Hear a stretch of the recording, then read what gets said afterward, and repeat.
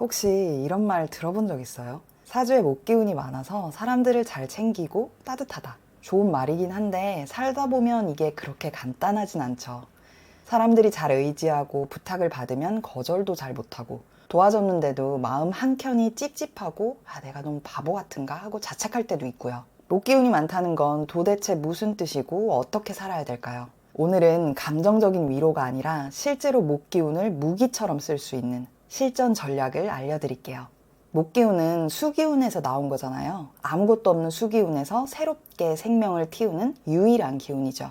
다른 기운들은 있는 걸 가지고 시작하지만 무에서 유를 만들어내는 건 목기운이 유일합니다. 목기운 자체가 생명의 탄생이고 생명을 만들고 가꾸는 힘을 가지고 있는 거예요. 그래서 목기운이 많은 사람은 태어날 때부터 남을 도와주고 키워주고 잘하게 하는 데 익숙해요.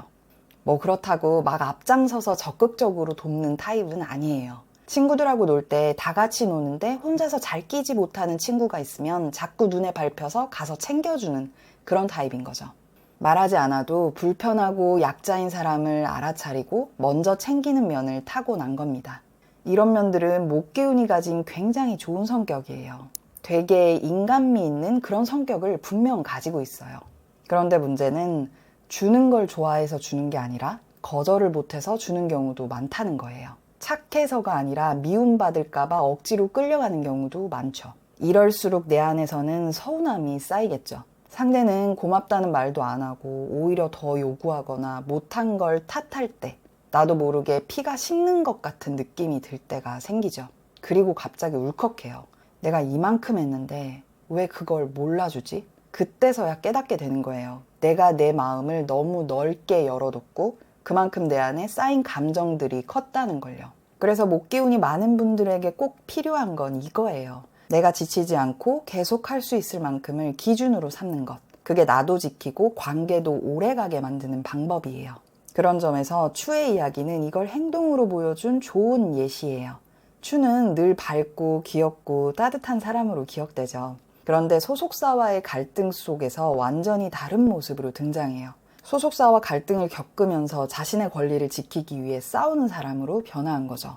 단순히 억울하다고 감정적으로 호소한 게 아니었어요. 스케줄 문제라던가 정산 불이행이라던가 소통 부재 등을 조목조목 지적하면서 구체적인 항목으로 경계를 그었습니다. 이거는 감정의 폭발로 끝난 사건이 아니라 여기까지는 내가 해줄 수 있었지만 이 이상은 아니다라는 아주 명확한 경계를 긋는 선언이었어요. 목기운이 많은 추가 착함을 내려놓은 게 아니라 착함을 지키기 위해서 경계를 긋고 싸운 거죠. 추의 사례는 목기운이 많은 분들에게 아주 중요한 이야기를 하고 있어요. 목기운이 많은 사람도 경계를 그을 수 있다는 것과 그냥 서운하다고 말하는 게 아니라 어디서부터 뭐가 잘못됐는지를 또박또박 짚어낼 수 있다는 것을 보여준 거죠. 목기운의 따뜻함을 무시할 수 없는 목소리로 바꿀 수 있음을 보여줬고 결국 사람들도 추를 다시 보게 된 거예요. 목기운이 많은 분들은 감정에는 예민하지만 그 감정을 오래 들여다보거나 글로 정리하고 분석하는 걸 좋아하진 않아요. 오히려 복잡한 건 미뤄두고 괜찮아 하고 넘겨버리는 쪽에 가깝죠. 그런데 문제는 그렇게 넘긴 감정이 어딘가에는 쌓여 있다는 거예요. 그리고 어느 순간 예상치 못한 방식으로 터져버리죠. 그래서 거창하게 이걸 정리하라는 게 아니라 일상 속에서 툭툭 말로 던지는 표현이 반드시 필요합니다. 예를 들면 지금은 좀 피곤하니까 이 얘기는 나중에 하자. 이건 할 수 있는데 솔직히 조금 부담돼요. 그때 조금 서운하긴 했어. 이렇게 툭 던지는 말 한마디가 나를 오래 버티게 해줄 수 있는 거죠. 말하지 않으면 아무도 몰라요. 그리고 목기운이 많은 사람일수록 그 말 한마디를 너무 늦게 꺼내는 경우가 많아요. 감정은 참는 게 아니라 조금씩, 자주, 그리고 가볍게 꺼내야 합니다. 목기운에게 표현은 생존입니다. 현실에서 목기운을 무기처럼 쓰는 실전 전략 3가지를 말씀드리면요. 첫 번째로 좋은 사람이 아니라 내가 뭘 하는지 말할 줄 아는 사람이 되어야 해요.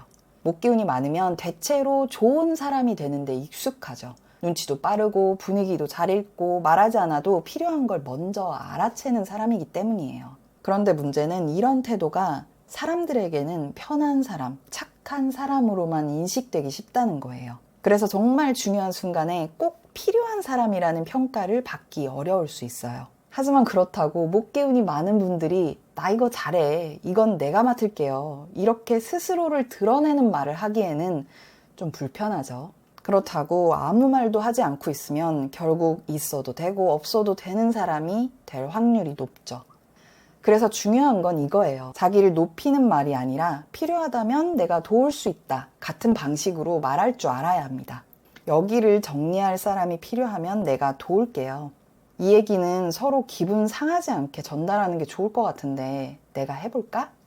이런 식으로 내 능력을 적극 드러내는 말이 아니라 기여하겠다는 제안처럼 말한다면 자연스럽게 내 역할을 만들어갈 수 있어요.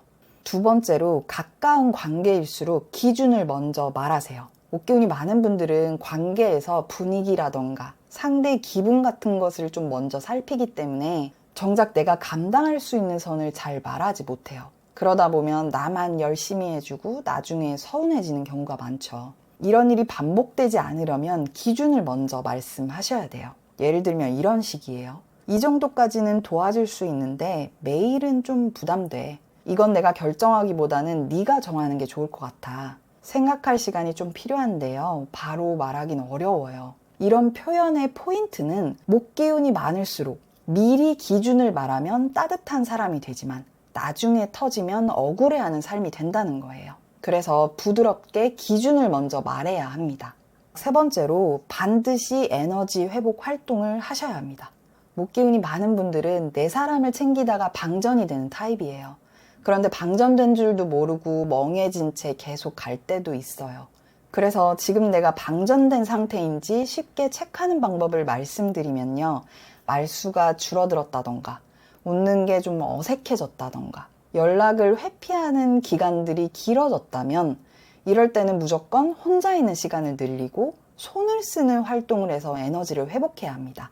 집 정리를 한다던가 키우는 식물에 물을 준다던가 머리를 쓰지 않는 작업을 하면서 자신을 꼭 돌봐야 합니다.